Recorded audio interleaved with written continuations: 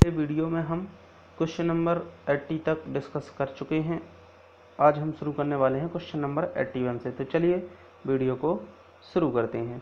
Question number 81 है हमारा, भूकंप की तरंगों को निरूपित करता है। भूकंप की तरंगों को कौन निरूपित करता है? Seismograph, electrocardiograph, tomograph, polygraph. तो इसका राइट आंसर हो जाएगा आपका सिस्मोग्राफ से भूकंप की तीव्रता नापी जाती है या भूकंप की तरंगों को नापा जाता है। अगला क्वेश्चन है, मानव पर्यावरण संबंध एक संकल्पना है। कैसी संकल्पना है? ऋणात्मक संकल्पना है, धनात्मक संकल्पना है, संज्ञानात्मक है, ये सभी है।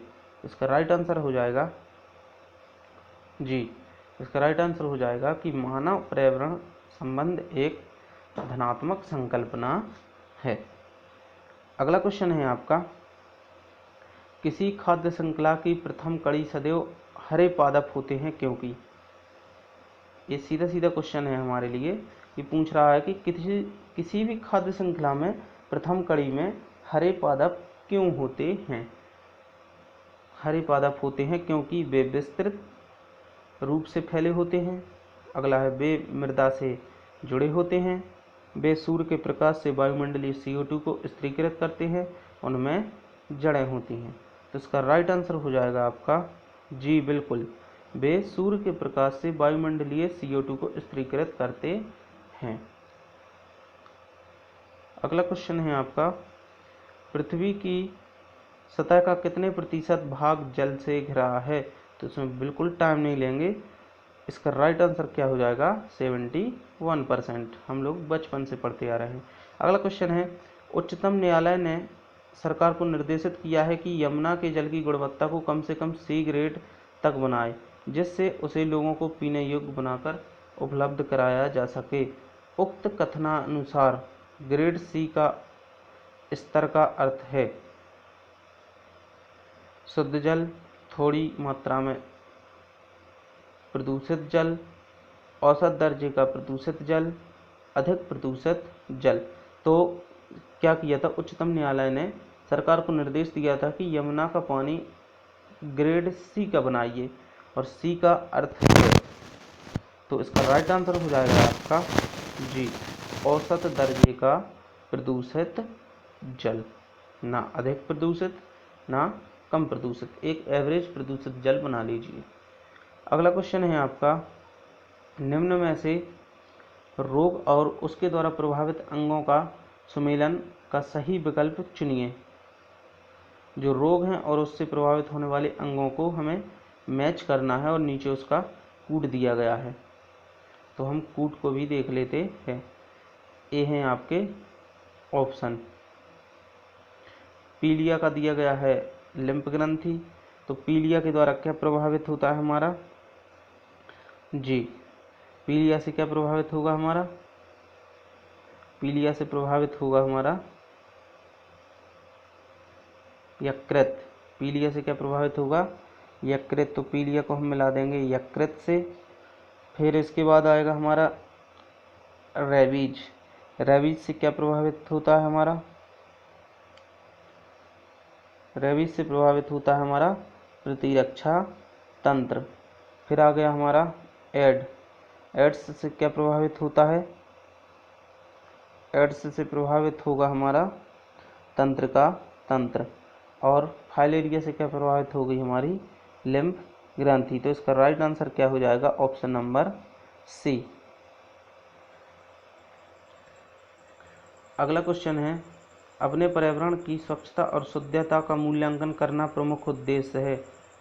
जो पर्यावरण की स्वच्छता है और उसकी शुद्धता है, उसका मूल्यांकन करना मुख्य उद्देश्य है किसका? संज्ञानात्मक क्षेत्र का, भावनात्मक क्षेत्र का, मनोकार्यात्मक क्षेत्र का, इनमें से कोई नहीं। तो इसका राइट आंसर हो जाएगा आपका ऑप्शन नंबर B। स्वच्छता और शुद्धता का मूल्यांकन करना भावनात्मक क्षेत्र का कार्य है। अगला क्वेश्चन है आपका, जल संग्रहण के संबंध में वहाँ की क्षेत्रीय भाषा अनुसार कौन सा युग्म सुमेलित नहीं है। जो जल संग्रहण है अपने अपने क्षेत्र की अलग अलग भाषा में, कहीं तालाब कहा जाता है तो कहीं खंती कहा जाता है, ऐसे कुछ करके स्पेशल नाम होते हैं क्षेत्रीय भाषा के, तो उसको हमें मैच करना है। तो किसका सुमेलित नहीं है, किसका गलत मैच है, उसको हमें ढूंढना है। तो राजस्थान में जो जल संग्रहण का स्थान है खादिन, उसको खादिन ही बोला जाता है। अगला है आपका बिहार में जो जल संग्रहण का क्षेत्र है उसे आहार ही कहा जाता है। और अगला है कर्नाटक का कांदी, तो इसका जो मैचिंग है ये गलत है, तमिलनाडु में एरस ही बोला जाता है। अगला क्वेश्चन है आपका स्मोग, धुंध बनता है धुएं और कोहरे से। जो धुंध फैल जाता है, जैसे दिल्ली में बहुत बड़ी समस्या बनी हुई थी धुंध की, तो वो किससे बनता है, धुएं और कोहरे से, बाष्प के संघनन से, कोहरा तथा NO2 से, धुएं तथा CO2 से। तो इसका राइट आंसर हो जाएगा आपका जी, धुएं और कोहरे से क्या बनता है, धुंध या स्मॉग। अगला क्वेश्चन हो जाएगा आपका कि निम्नांकित को सुमेलित कीजिए। इस साइड जीव दिए गए हैं और इस साइड उनके रखने का स्थान यानी संग्रहण स्थान दिया गया है, तो उनको हमें मैच करना है। नीचे उसके कूट दिए गए हैं, तो हम कूट को देखते हुए उनको मैच करेंगे। तो मछली को कहाँ रखा जाता है, मछली को रखा जाता है एक्वेरियम में। और केंचुए को कहाँ रखा जाता है, केंचुए को रखा जाता है टेरेरियम में। और तितली को रखा जाता है वाइबेरियम में। और साग को कहाँ रखा जाता है, हर्बेरियम में। तो इसका राइट आंसर क्या हो जाएगा, ऑप्शन नंबर बी इसका राइट आंसर हो जाएगा। अगला क्वेश्चन है वायुदाब मापने वाले यंत्र किस नाम से जाना जाता है। वायुदाब किस यंत्र से नापा जाता है, बैरोमीटर से, थर्मामीटर से, सिस्मोग्राफ से, हाइग्रोमीटर से। तो इसका राइट आंसर हो जाएगा कि वायुदाब किससे नापा जाता है, तो वायुदाब नापा जाता है बैरोमीटर से। अगला क्वेश्चन है आपका बीटी कपास है क्या है, एक संकर पौधा, एक ट्रांसजेनिक पौधा, एक प्राकृतिक पौधा, एक औषधीय पौधा। तो इसका राइट आंसर हो जाएगा जो बीटी कपास है वो क्या है जी, एक ट्रांसजेनिक पौधा। अगला क्वेश्चन है आपका कौन सा वायुमंडलीय प्रदूषक अम्लीय वर्षा का मुख्य कारक है। कौन सा वायुमंडलीय प्रदूषक अम्लीय वर्षा का मुख्य कारक है, SO2, H2S, HCl, N2। इसका राइट आंसर हो जाएगा SO2 यानी sulphur dioxide. Option number A इसका राइट आंसर हो जाएगा। अगला क्वेश्चन है निम्न में से कौन सर्वाधिक उत्पादक पारिस्थितिकी तंत्र है।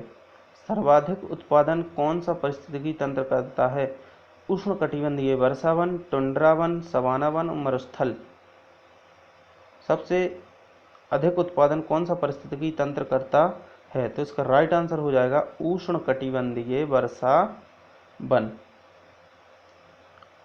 अगला क्वेश्चन हो जाएगा आपका निम्नलिखित में से कौन सा रसायन आम पकाने में प्रयोग होता है। आम पकाने में कौन से रसायन का प्रयोग किया जाता है, कैल्शियम कार्बोनेट का, कैल्शियम हाइड्रोक्साइड का, कैल्शियम कार्बाइड का, कैल्शियम क्लोराइड का। जी, तो इसका राइट आंसर हो जाएगा कैल्शियम कार्बोनेट का उपयोग आम पकाने के लिए किया जाता है। याद रखना नाम, कैल्शियम कार्बोनेट का उपयोग आम पकाने के लिए किया जाता है। अगला है कौन सी बीमारी दूषित जल पीने से फैलती है।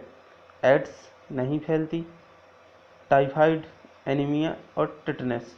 तो इसका राइट आंसर हो जाएगा आपका कि दूषित जल पीने से कौन सी बीमारी होती है, टाइफाइड। अगला क्वेश्चन है आपका निम्नलिखित में से कौन सी ग्रीन हाउस गैस नहीं है। CO2 ग्रीन हाउस गैस नहीं है, ये तो बिल्कुल है।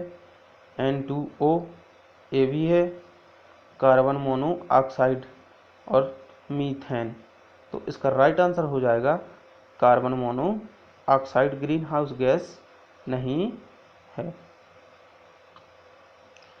अगला क्वेश्चन है इनमें से कौन द्विबीजपत्री पौधा है।